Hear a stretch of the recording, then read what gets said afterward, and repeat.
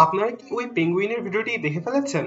আর যদি না দেখে থাকেন তাহলে ভিডিওটি আগে দেখে নিন, এরপর আমি এর সম্পর্কে বিস্তারিত জানাবো।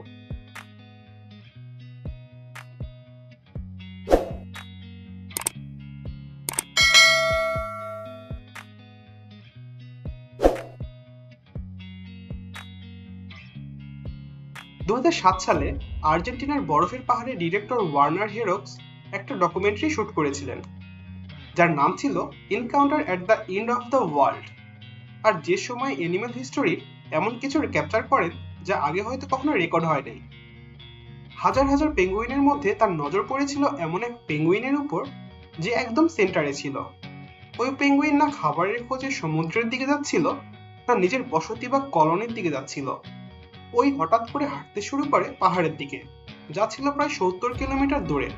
না সেখানে খাবার ছিল, না ছিল পাহাড়, সেখানে শুধুই মাত্র ছিল মৃত্যু। ডক্টর এনিল বলেন, যদি তাকে আমরা ধরে নিয়ে কলোনিতে রেখে আসতাম তাহলেও কিছু পরিবর্তন হতো না। সে আবার ঘুরে পাহাড়ের দিকে চলা শুরু করত। কিন্তু প্রশ্ন হচ্ছে কেন, হোয়াই?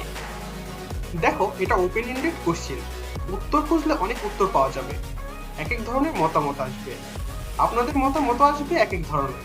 কমেন্ট করে জানিয়ে দিবেন আপনাদের মতামতগুলো। তবে আমি একটা সাইকোলজিক্যাল ভাবে উত্তর দেওয়ার চেষ্টা করব। 1920 সালে সিগমুন্ড ফ্রয়েড একটি বই লিখেন। বইটির নাম ছিল বিয়ন্ড দ্য প্লেজার প্রিন্সিপাল। এই বইটিতে তিনি হিউম্যান বিহেভিয়ারকে দুইটি অপোজিট ফোর্সে ভাগ করেছেন।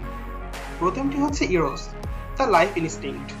এটি এমন একটি ফোর্স যা আমাদেরকে বাঁচিয়ে রাখতে ভূমিকা রাখে, রিপ্রোডাকশন এবং সার্ভাইভালের উপরে পুশ করে। দ্বিতীয়টি হচ্ছে থ্যানাটোস, দ্য ডেথ ড্রাইভ। এটাই হচ্ছে সবচেয়ে ডেঞ্জারাস।